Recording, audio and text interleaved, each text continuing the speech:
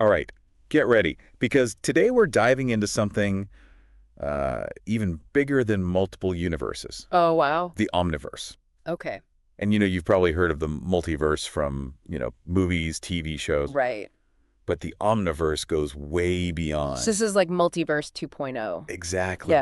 And we've actually got some real research papers. Yeah, we do. We're going to be looking at the omniversal theory, exploring omniversal dynamics through a fractal loopback structure. Catchy title. It is. And digitizing humanity. And these papers try to give us a framework Mm-hmm. for how this omniverse thing might actually work. Yeah, and it gets really interesting when you consider that this might even explain some of the big mysteries in cosmology. Okay, like what? Like, the afterglow of the Big Bang, the Mhm. cosmic microwave background radiation. Right. Why is that so cold? Yeah, it's surprisingly cold and uniform. It really is, and the standard Big Bang model doesn't quite explain that. So where do we even begin with something this massive? It's kind of hard to wrap your head around it. Well, imagine you're at a cosmic crossroads, right? Yeah. Every decision, every quantum event, every butterfly flapping its wings Oh boy. creates a split. Like a choose-your-own-adventure, but Exactly. cosmic scale. Yeah, these are divergence points, and they're the foundation of how the omniverse branches. Into different timelines. Into different timelines, right. So in one timeline, we might be having this conversation. Right.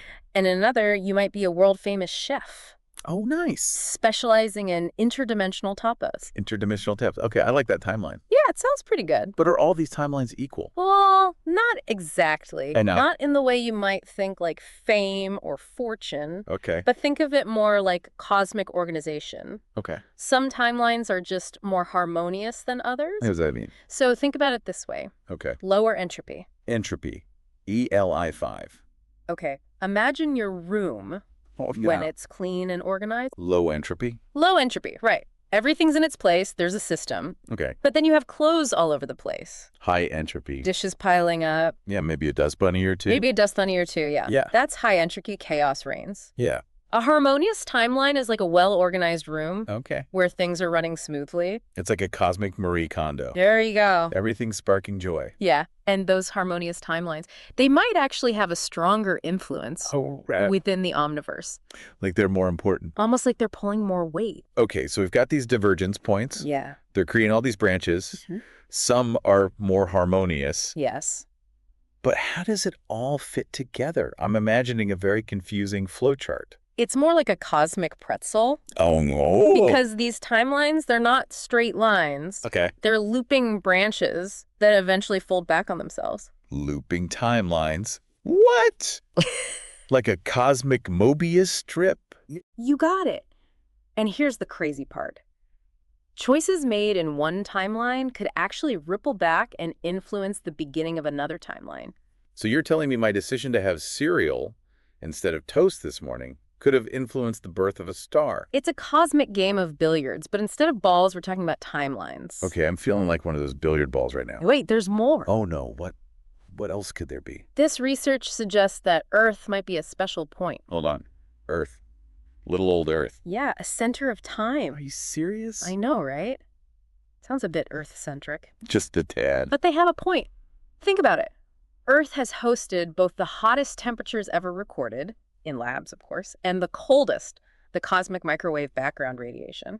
So we're a cosmic hot spot and cold spot. Exactly. And in the world of omniversal theory, who knows what that might mean? That's a good point. Okay, but how does any of this fit with what we already know about the universe? Are we throwing out the physics textbook? Not quite. The researchers are actually trying to link this to things like quantum mechanics and entropy. Okay, so not completely reinventing the wheel. Right. They suggest that divergence points might be linked to quantum events, Interesting. where particles can be in multiple states at once, Mm-hmm. and harmony. Mm-hmm. That ties back to entropy and the idea that some systems are more ordered than others. It's all connected.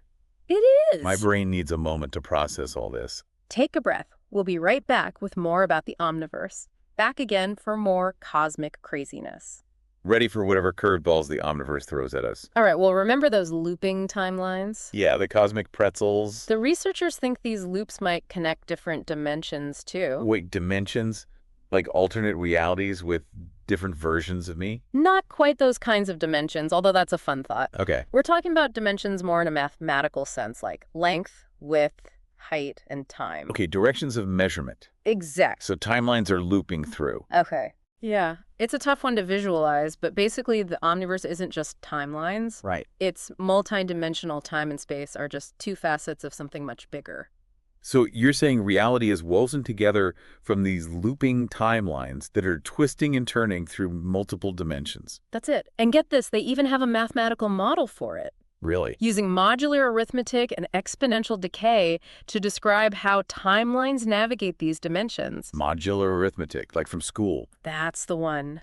Turns out those simple math concepts might help us understand the structure of the omniverse. That's all about patterns, right? Exactly. Patterns and remainders repeating at different scales. Kind of like fractals. Bingo.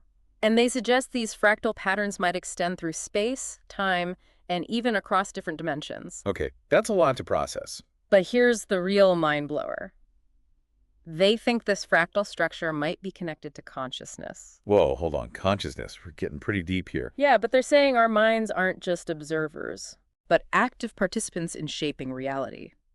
Our thoughts and experiences could be influencing the omniverse. So, like, our collective existential dread is warping reality. Well, maybe not that dramatic, but they suggest conscious choices contribute to the order and stability of the omniverse. Okay. They even have a term for it, the harmony functional.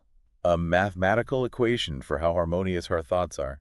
That's wild. The idea is that consciousness could be a fundamental force, Okay. like gravity or electromagnetism, and just like those forces, it might be describable mathematically. So we're not just talking about the physical universe anymore, but a reality where consciousness is part of the fabric of existence. Exactly. It blurs the lines between objective and subjective, physical and mental. Our minds might be way more powerful than we thought. Now, before we take a break, there's one more concept we need to talk about. Hit me with it. Quantum immortality. Quantum immortality. Sounds like a sci-fi movie. It does, right? Imagine every time you face a life or death situation, your consciousness shifts to a timeline where you survive. So death is just a cosmic detour. That's the idea. Yeah. They suggest the interconnectedness of timelines might allow for consciousness hopping. Wow. It makes you think about all those close calls you've had. Right. Maybe it wasn't just luck, but quantum immortality. That's a wild thought. But how does it even work? Well, they point out that this idea actually aligns with some interpretations of quantum mechanics, Okay. like the many worlds interpretation where every quantum measurement creates a new universe. So instead of dying, our consciousness Yeah. just jumps to a universe where we survive. Exactly. And if the omniverse is real, maybe this consciousness shifting isn't so crazy after all. My brain is definitely full. We need a break to process all of this. When we come back, we'll discuss what this means for our understanding of reality itself. All right, we're back. And I'm still trying to wrap my head around this quantum immortality thing. It's a lot to take in, right? It makes you question everything we think we know about life and death. For sure. But that's what I love about this show. We get to explore these wild ideas that really push the boundaries of our understanding. It's like we're taking a cosmic roller coaster ride through the universe. So where do we go from here? I mean, we've covered divergence points, looping timelines, consciousness, even quantum immortality. Where do we even go from there? What does it all mean? It's the big question, isn't it? And there's no easy answer, but I think the omniverse theory forces us to really confront some deep questions about free will, destiny, and even the meaning of life. Yeah, let's break those down, starting with free will. If every possible choice creates a new timeline, does that mean our choices don't matter? Well, that's a tough one. It's almost like a cosmic paradox. Yeah. On one hand, you could say, yeah, if every possibility exists somewhere, then our choices are already predetermined in a way. Like we're just playing out a script that's already written. But on the other hand, maybe the very act of choosing is what gives our lives meaning, regardless of whether those choices create new timelines or not. So even in an omniverse where every possibility exists, we still have the power to choose our own path. It's not about whether we have choices, but about how we make them and what those choices mean to us. Exactly. And that brings us to destiny. If our lives are just one thread in this giant tapestry of timelines, does that mean we're all just puppets on strings? That's a pretty bleak thought, the idea that we have no real control over our lives. I get it. But the cool thing about the omniverse theory is that these timelines aren't static. They interact and influence each other.